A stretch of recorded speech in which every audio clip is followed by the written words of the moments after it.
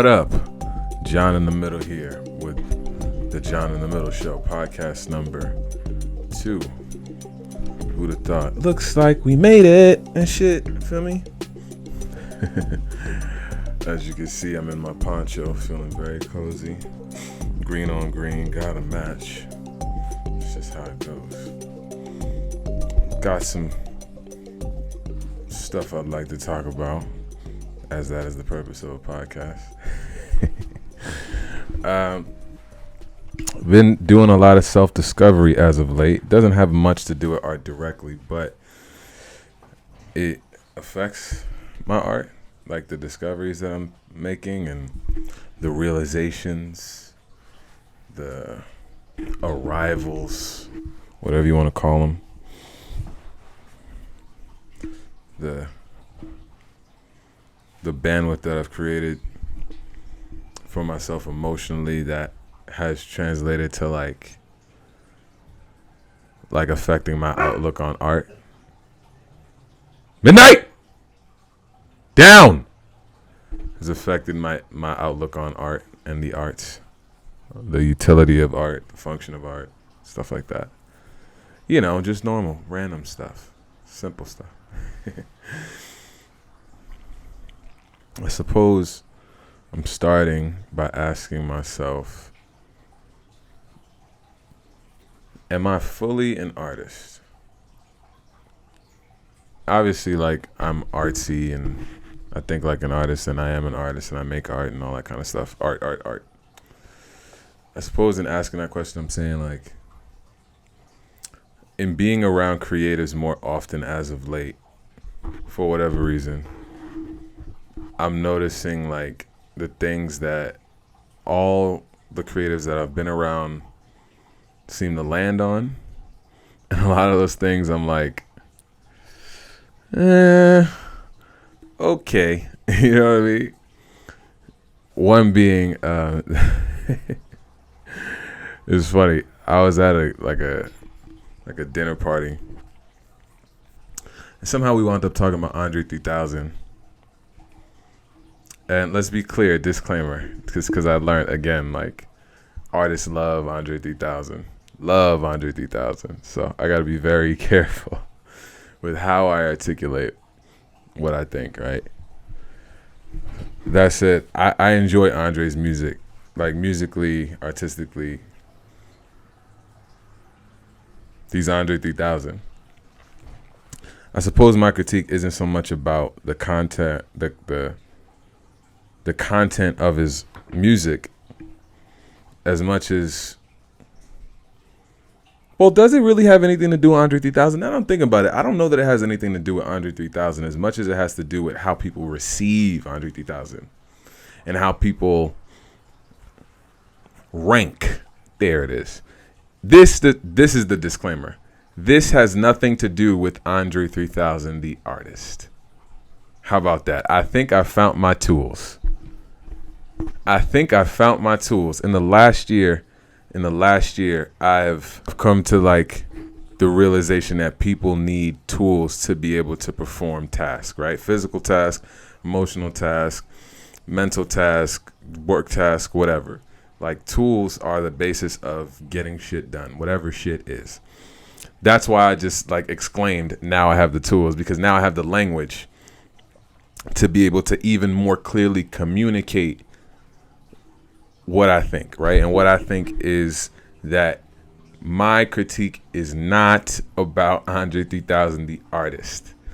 I love Andre3000, the artist, and his art just as much as any other sane hip-hop fan. That's the disclaimer. This is more about how people rank Andre3000 and why, right? For me, now that that's been said, for me, while he's a great rapper and makes timeless appearances on other people's projects as a feature, he's yet to offer us as many bodies of work as someone like Jay-Z, right? So for me, that excludes him from certain conversations, namely top 10, top 5, top anything, for me, right? Now, how that applies to how I think of myself as an artist, right? What I learned at being at this dinner party was that most artists are only concerned with the content.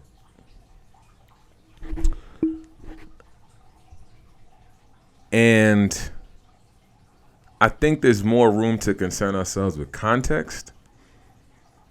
Perhaps, like, if Andre3000 had, for whatever reason, I know he has his reasons. I'm not here to say what they are or are not, or if they're valid or not. I know he has his reasons. Everyone does. What I'm asking is, if he's not going to give us full bodies of work as often as other rappers who can be confirmed to be top anything, like a Jay-Z, then how can he possibly be considered top anything?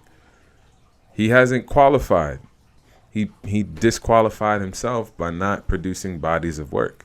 The not participating in the practice, not the practice, but in the sharing of his artwork.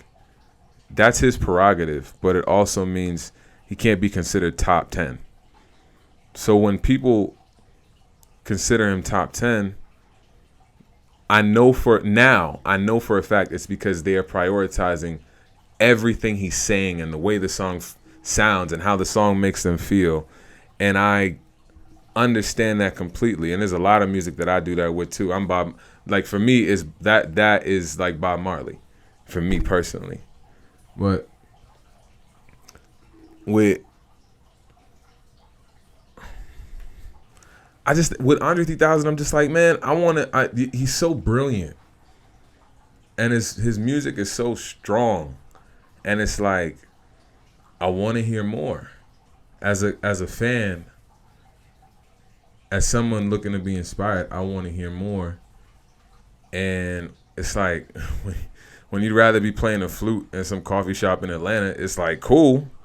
But you're not finna be on my top 10. Because you'd rather be playing the flute. That don't got nothing to do with hip hop. And be down. I'm just saying, like, and then furthermore, I'm willing to bet Andre3000 don't even want to be on anybody's top 10. That's another thing that's like, y'all really just, okay. But as it pertains to what I was talking about, like, as it pertains to this dinner party, I realized in real time, like, oh, there's something different about me. I don't know what it is, but there's something different about me, because everyone here is like, nah, Andre3000, you bugging out. Andre3000, Andre. And I'm like, no one needs any more music. Everybody has enough of this brilliant artist's work. And for me, I'm like, through action or lack thereof, you told me you don't want to share your art with me. So I'm not checking for you. That's my perspective. And every other artist is like, nah, did you hear what he said? Lyrical schmiracle. You know what I'm saying? And I'm like, that's cool. But like, I don't know. Lupe Fiasco talks to me more often, and I appreciate that. Like, for whatever reason, Lupe Fiasco, just as an example, has not produced a reason to not share his artwork with me. And as an artist, I value that. What that says about me, I'm not sure yet. But I value that. And I not to say other artists don't, but I think other artists are prioritizing how something makes them feel. And I don't think that's wrong either. In fact, I wonder if there's room for me to incorporate that in my appreciation of other people's artwork. Right? I don't think it's a good or a bad thing. I just think it's an observation. And then I'm wondering, like, who else thinks like this? Like, where are there other people that land on something like this in the same place that I do or I would? I found it really interesting. I was just like, wow. He gave y'all enough, really? Showing up every 9 years on one feature is enough? It's not enough of me. And then it's like, can you really put him and Jay-Z in the same class? Does he want to be put in the same class as Jay-Z? Who knows? Does it matter? I don't know the answer to these questions, but for me, Jay-Z is a GOAT because by producing albums and bodies of work and sharing work regularly, he is in the unspoken agreement is I'm gonna provide you all with art, and you're gonna let me know how you receive it, and now I'm eligible to be ranked because I have bodies, plural, of work that can be critiqued. If you don't have the bodies of work, it's like, what we doing? So that's what I was thinking about.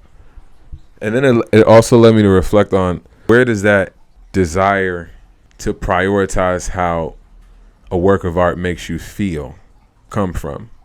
Is it just innate, right? And if it's innate, what happened with me? Because I'm looking at a piece of work and I'm thinking about how it makes me feel. Ooh, I just think I learned something about myself. Ooh, that's why I be potting. I was gonna say, I'm thinking about how the piece makes me feel. And I was gonna say that because that's the truth. I tend to think about how a piece makes me feel as opposed to just feeling it. Whoa, that's deep.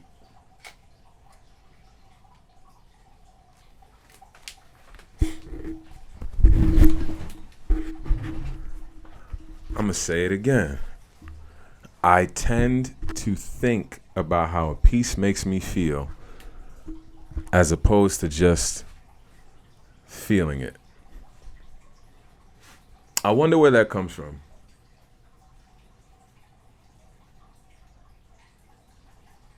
I think I got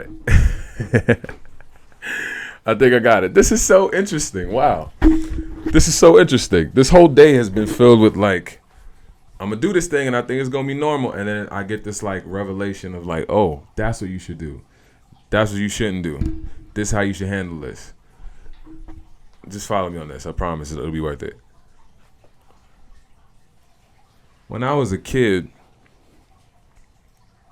my grandfather's from the South, right? So when I was a kid, we would go down south very often. I spent my summers in South Carolina every year, going to church down there, going to summer camp,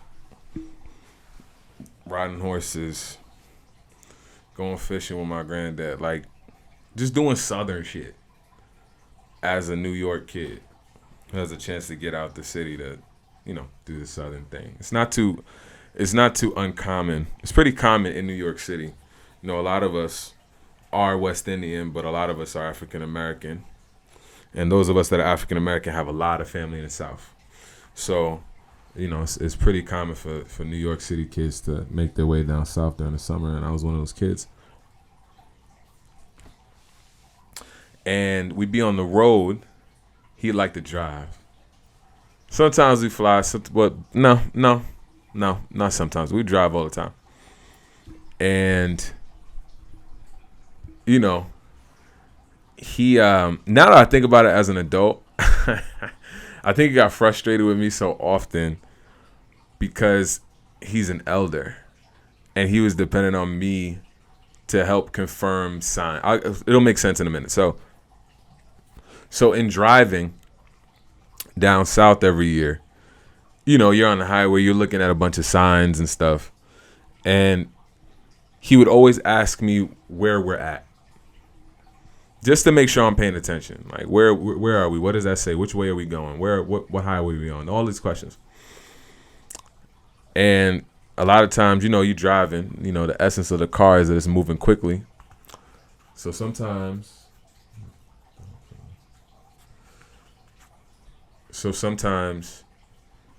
he'll ask me if I saw a sign, and we would have just passed it. So I was not able to read it. And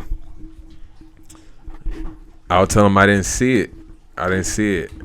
Right? And he'd be like, look, don't look, read.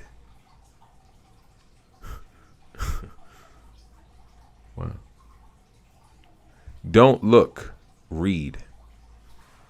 My granddad told me, don't look, read. And that was like a thing. He would always tell me that. Whenever I said, oh, I ain't see it.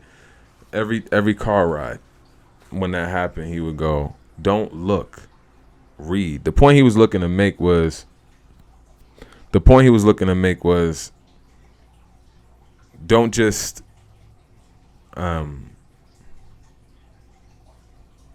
don't just see and like the sign as like this whole thing. Read the content of the sign. Think about, right? So when you read, you're thinking, right, in real time. Don't just look at it, read it. So in reading it, you're thinking about it. And I suppose that is at the root of how I interpret art. Wow, I never thought about that. Wow. Another instance where nurture deeply impacts how you process information, be it emotional information or literal information or visual information, clearly.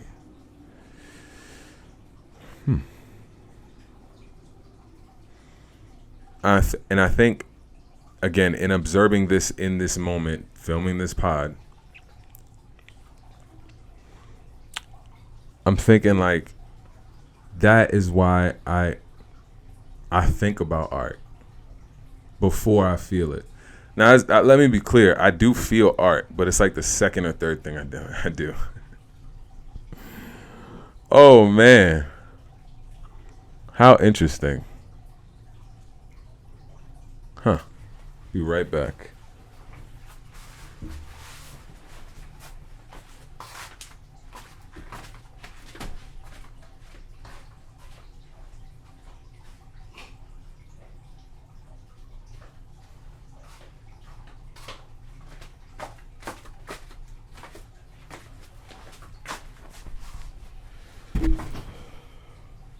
And I suppose now, as an adult,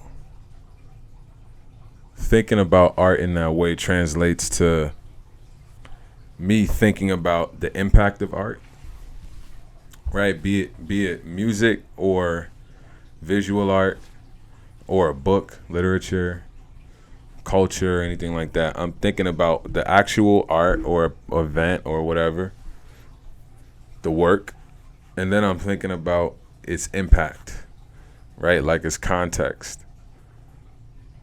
And then I'm thinking about how it makes me feel. And I wonder what kind of creative I'd be, what kind of critic I'd be, what kind of artist I would be if I felt first or felt and thought at the same time. But then also I've read so much and experienced so much that a lot of things I've seen in art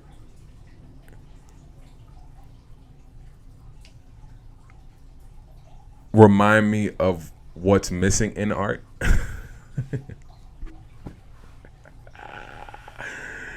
I wonder what all this means. What does that make me? Like a lot of art just reminds me that there's not many reflections of me in art. A black person. And a lot of black art reminds me that a lot of people that look like me don't understand art or don't have a robust relationship with art. So we're susceptible to the influence of people that do understand and have a robust relationship with art and their preferences. Basquiat. Should we get into it? We gonna get into it again? That's how podcasts work, man. You just flow. I had some other ideas too. Fuck it. Let's get to it again. Right? Like the influence of the Eurocentric art world and its prioritization of Basquiat's work and his practice has created a situation among black people and within black culture where he meets us as a token of he meets us as a token of luxury, right? That's been presented to us by rappers, right? I can think of two in particular. Rick Ross and Jay-Z have definitely mentioned Basquiat in their lyrics before. Nothing wrong with it. I'm just saying, like, the way that most people heard Basquiat's name the first time was either, or in Kanye, and maybe even Lupe. Jay-Z, Rick Ross, Kanye, maybe Lupe. Maybe honorable mention Lil Wayne. But Basquiat as a brand met us as a token of luxury. He was the same as, like, you know, a rapper mentioning Louis Vuitton or Gucci or some shit like that. And then I think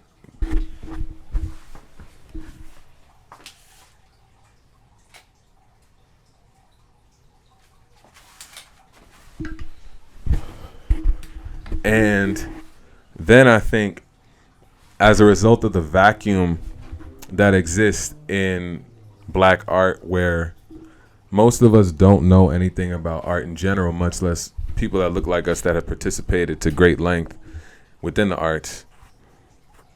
And then also Basquiat being presented to us like he's the one that is celebrated among people that already clearly have a relationship with the arts. It puts black creatives in a position where it only makes sense to deify this person. So much so that in a lot of instances, these institutions that have exhibited his work and done shows and all these kind of things, sort of, whether they realize it or not, look for work that celebrates Basquiat's work or is in visual response to Basquiat's work or incorporates certain techniques from Basquiat's work.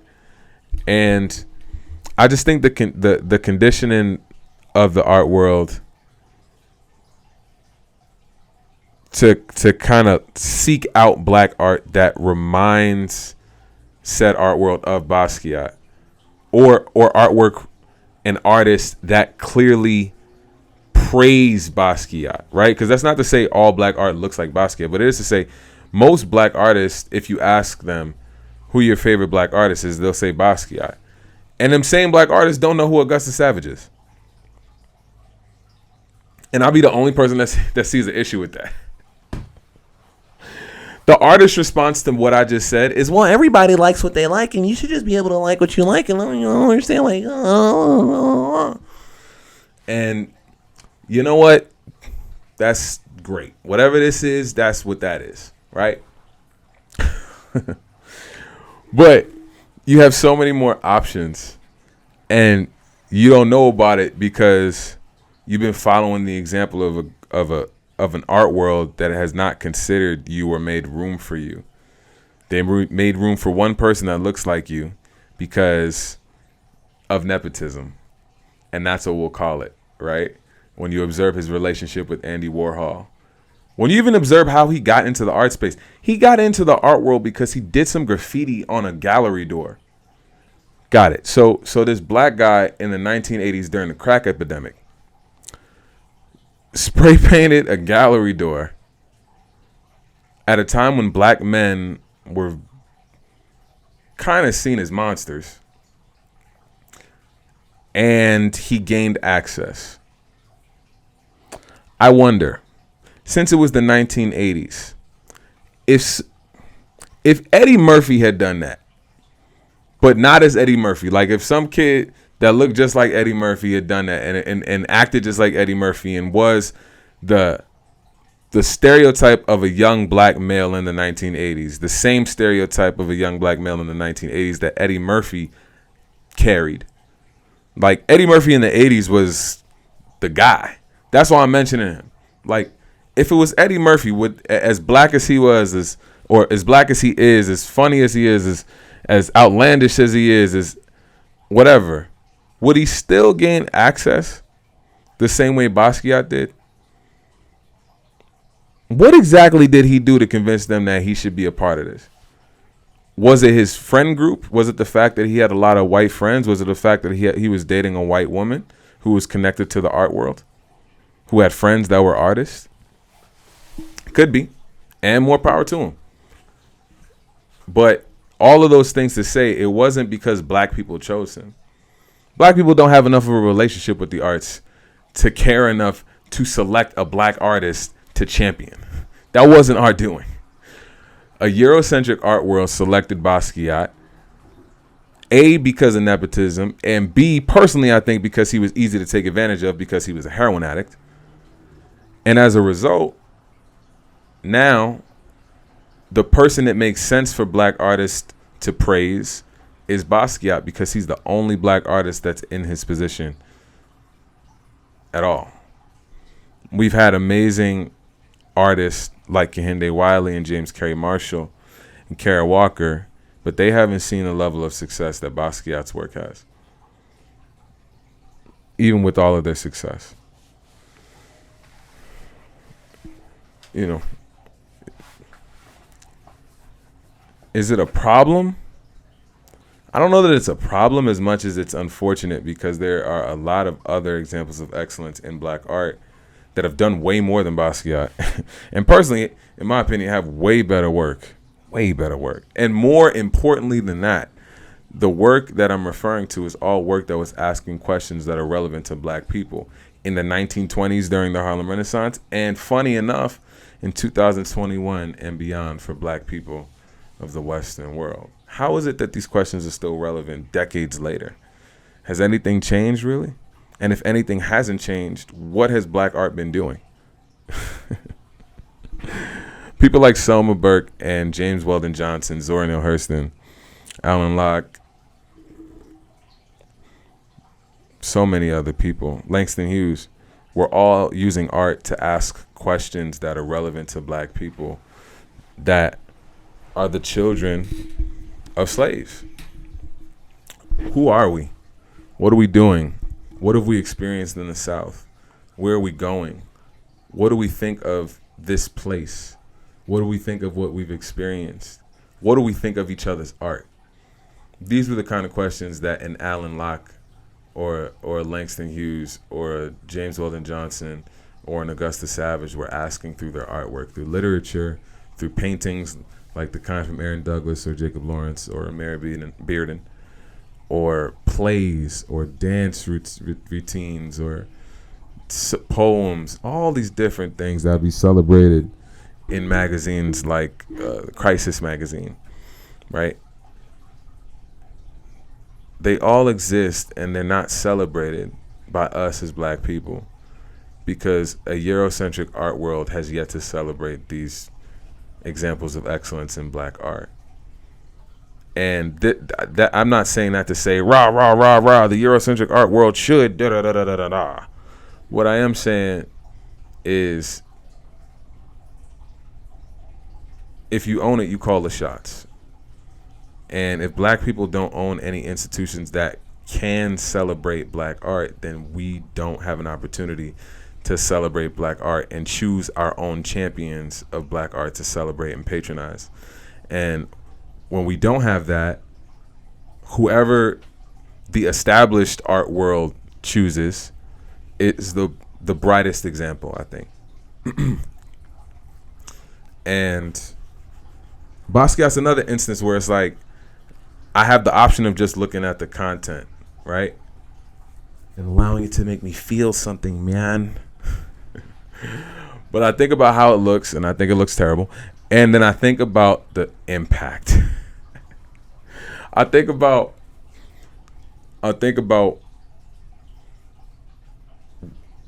why people expect me to love this person's work and to not have an opinion that is like, wait a minute, hold on. It's like, I'm not afforded that. And in a lot of ways, that feels racist too. Like Like, why am I expected to be like, oh, Basquiat, I don't like his work, bro. And a lot of black people don't like his work. There's a lot of black people where you show Basquiat work and you be like, that's sold for what? Bro, I challenge, because it's funny. I get into it. I lock horns often, or I have locked horns often with people on social media defending Basquiat's work. To them same people, take 3 of Basquiat's pieces to your grandparents, or the oldest people you know, and ask them what they think of Basquiat's work. Now, if you rolled your eyes, that probably means you don't value the opinions of elders. It says more about you than it does me. If you do value the opinion of elders, take Basquiat's work to elders, especially black elders, and ask them what they think of this work. You might be surprised what you hear. Because I've shown Basquiat's work to my grandparents, and they didn't understand it. They didn't like it. Kind of got upset at it.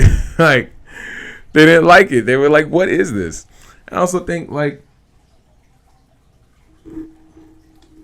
you know, when black people are expected to like one artist, and then black people are not even expected to come up with substantial reasons why you enjoy this person's art.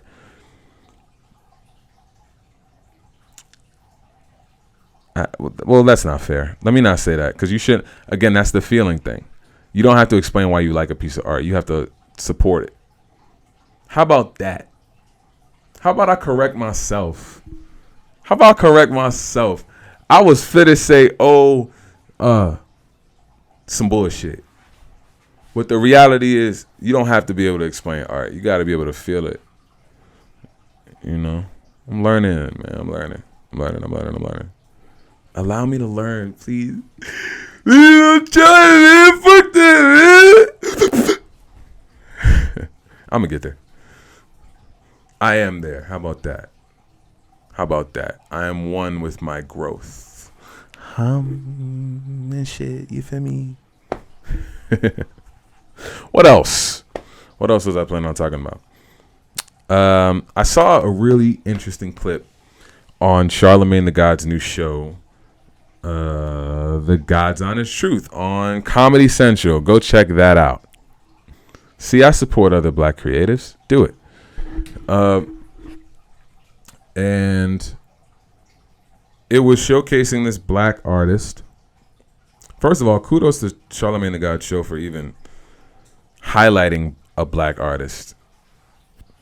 That's crucial.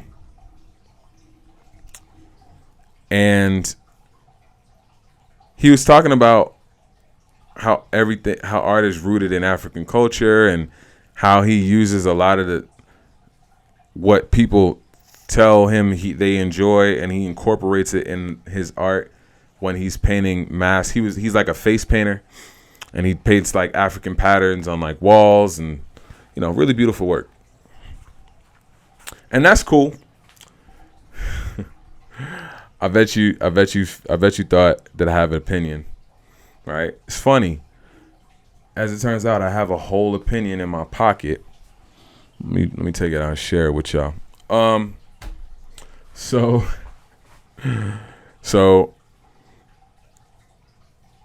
he gets done, and I'm sitting there and I'm like, how on earth were we so sensitive to the needs of culture that we knew to put a black artist on television, comma. What we didn't do was discuss why that occurrence is so rare. What we didn't do was discuss why black people are so not present in the arts. It was an opportunity to be like, hey, we're going to talk about African art. That's great. But there's a reason why this is the first time you've seen this on television. There's a reason people that look like me are not prevalent in the arts. And I just think it's a missed opportunity on a show like The God's Honest Truth. Like, it just felt like while it's an opportunity for anybody to learn more about African culture and black art, I feel like if we're not addressing the disparages and the imbalances and the inequities in black art, when we have a chance to speak to a lot of people, what exactly are we doing? Like, what exactly did you create? Right? Like, you created a moment for people to engage with black art. And that's great. There's so much wrong with black art. And because Eurocentric arts institutions stand to gain from appearing to be in support of black art, the only thing they tend to do is showcase black art. And a lot of people just heard that statement and went, so what's the problem? The problem is the only thing that's being done is art is being shared. But there's a real substantial issue in the arts, especially in black art. And if we're not addressing that, what are we doing? The issue in the arts in current state is literacy, patronage, and democracy of patronage. It's not enough patronage. The sources of patronage currently are so limited that it depends on network and nepotism. And most people don't know what the fuck art is enough to value this shit. Stop at a stop sign every day. You don't know to consider that art. That's a problem. And a problem that's super easy to address. Do you focus on bridging the gap between people and culture? Because that's what you can do in real life. That's what you can do in a unique way that you cannot copy in a digital format. The in-person. Right? So the issues in the arts, if they're not acknowledged, nothing changes. And then people continue to not have an opportunity to benefit from the arts. Like, was it even considered that, was it even like a thought to be like, maybe we should talk about why there aren't that many black people in the arts? Or was it just like, or was it just a segment? And that's another thing. Like, for some people, it's like, let's use art. That might be the thing that kind of makes me feel a way about that segment. How do we use art? Let's take art and let's use it. Let's use it to fill time. Let's use it to make a segment. Let's use it to make content. Let's use it and put nothing back. And then when the people using this shit look like you, they're creatives like you, and they either don't see the problem or recognize the problem like most black creatives do and don't say nothing. It's like, what are you contributing to? What do you think you're contributing to? And why am I the only artist that gives a fuck? Why am I the only artist that gives a fuck? You was on a whole fucking TV show. I'm sorry. I don't know what to tell you. You was on a whole fucking TV show, bro. You was on a whole fucking TV show. And all you was talking about was, I like the way they painting it. Bro, I don't know what to tell you, bro. I don't know what to tell you, man. I'm human. Yeah, like, you was on a whole TV show. People was listening to you, depending on you to articulate information about themselves back to themselves, whether they realize that or not. And you didn't talk about shit. That's the reality. I've been trying to just keep it cute, but that's the reality. You ain't talk about shit. You was talking about how you took some shit that Charlemagne told you and then painted it on his face and then put it on the wall. And it looked, let me get a good clap so y'all can see it, right? It looked amazing, right? It looked amazing. The way it looked, it looked amazing. And I'm glad it looked amazing. Don't nobody want to see no whack art? That acknowledged. You missed an opportunity, bro. You missed an opportunity, bro. Black people don't do art. Black people don't do art. Furthermore, they're going to have to do extra work to figure out what the fuck you was talking about when you could have been even more clear about the things you were talking about. You could have mentioned Sankofa. You could have mentioned batik. You could have mentioned West African wood carvings. You could have mentioned Ghanaian metalworks. You could have mentioned Ashanti. Look, man, y'all already know I know what I'm talking about when it comes to this African art. I ain't got nothing to prove to y'all, but you understand what I am aiming to communicate, right? It was an opportunity to go even deeper. And for me, that segment finished and I felt like the field, the craft, the practice that I love so deeply was used to create content, and more power to you. Because it came out great, and I like the artwork that the young man made. But it was a missed opportunity. It was a hella missed opportunity. There's so many things wrong with black art.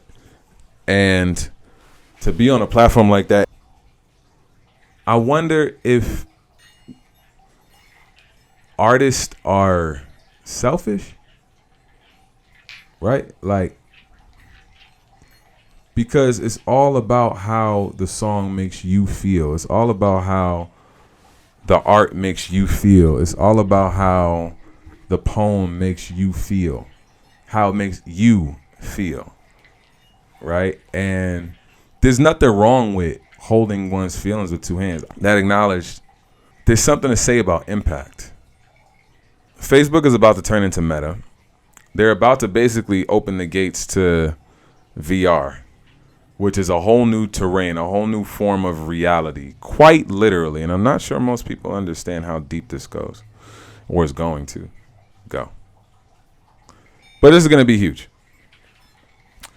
And with leaps in technology come leaps in culture. The last time we had a significant leap in culture, we had a significant leap in technology with the advent of social media. With the advent of social media, you had memes, and you already know. So with this technology that's coming, culture is going to go through another transformation in the West, which means it's going to go through a transformation globally. And before that happens, I think it's worth it to understand the function and the impact of art, because at that point, it can be utilized. Like, this is when timing matters. I really don't think y'all understand. Like I'm trying to, I go this ham with art and technology because it's the time to. And believe it or not, y'all gonna learn. I promise you, you're going to learn. I'm going to be where I'm supposed to be because I work hard and I do all this stuff and woo, woo, woo. And a lot of y'all is going to be looking like, damn, I should have supported him. I should have supported NFTs. I should have supported this. I should have supported that. Y'all better listen and do your own research too, because the future's coming quick. And I just think if we understand our function as black people, as people who contribute to culture, as people who make culture, as people who validate culture, we might be able to render some real world value from it in the form of an after school program from 2 to 7 for kids K through 12, where they get to explore the arts, right? Because now society values art to the degree that an after school program can and will be patronized, right? Like to the other side where it's like NFTs and digital real estate create an opportunity for anyone, anywhere to experience any form of art in any kind of digital world or environment, right? Like, this isn't just about, hey, like art because it's fun and it'll make you feel great. That's cool. But this is about real world outcomes. See things differently. And if we're spending all of our energy focused on how something looks, we could be missing an opportunity to explore what can be done with this. What can we build with this?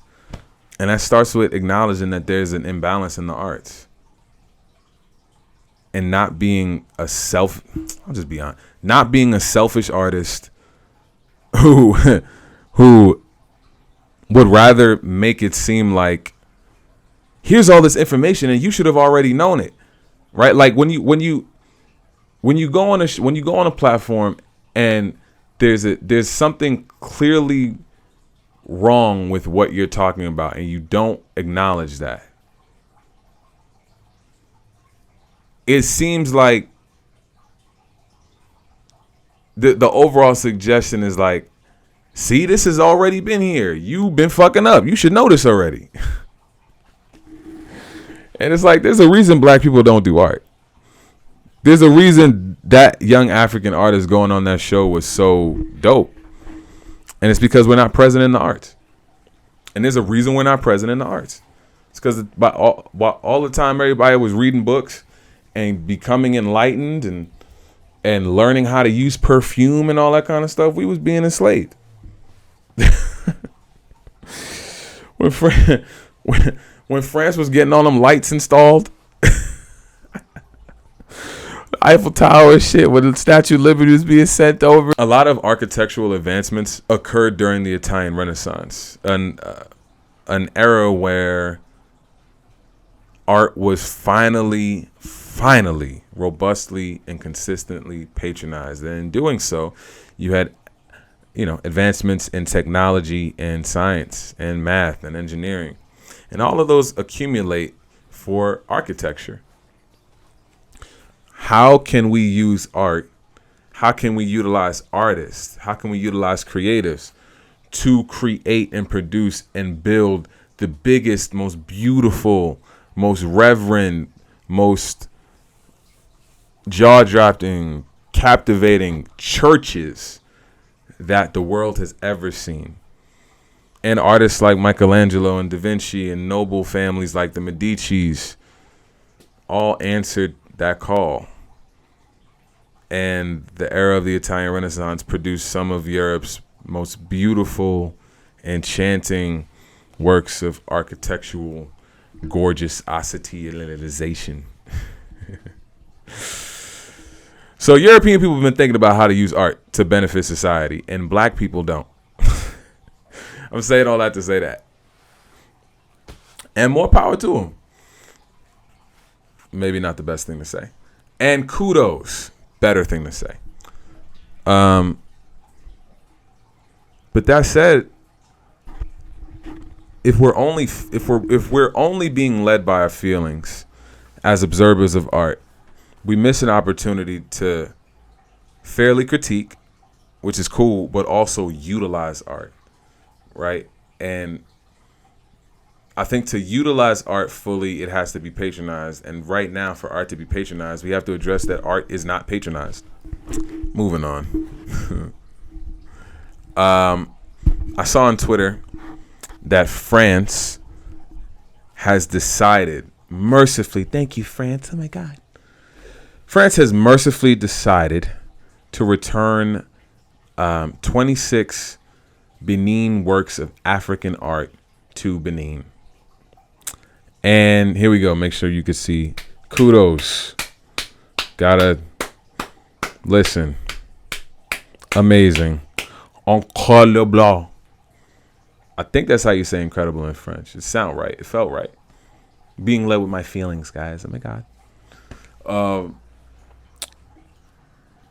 Obviously, this needs to happen. The same time, I go, and then what? Black people don't do art. So when you return these 26 works of Benin artwork to Benin, they're going to go in a glass case. People are going to take pictures and smile and be like, oh, yes, we got it back. and then they gonna go home.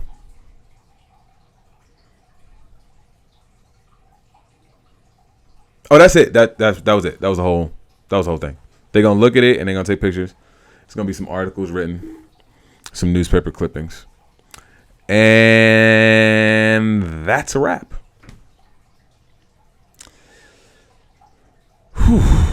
Another issue, another instance where literacy is at the crux of the issue.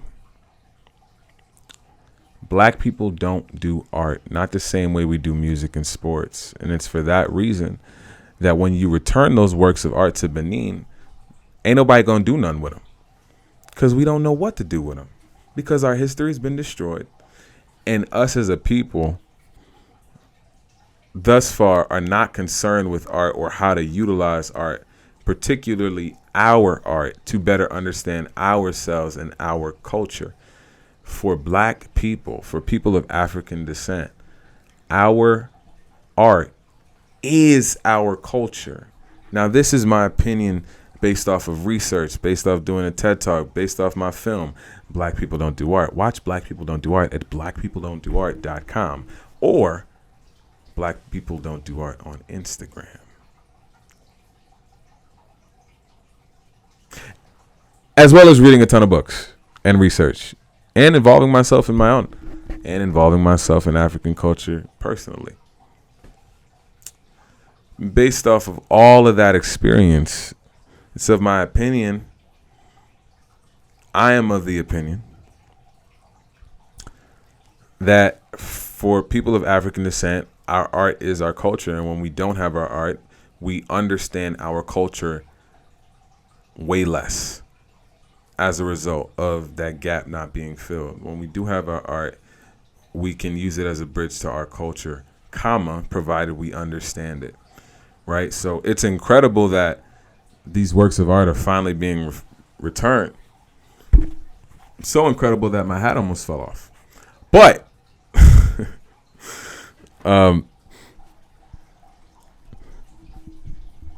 without knowing their function, they're just going to be relics. And for us to know the function of works of art like those that have been stolen from Benin that are finally going to be returned as they should, it's going to take some intention. It's going to take research. It's going to take community. It's going to take patronage. And it's going to take interest. Right? Like, those 26 works of Benin art are 26 keys to culture.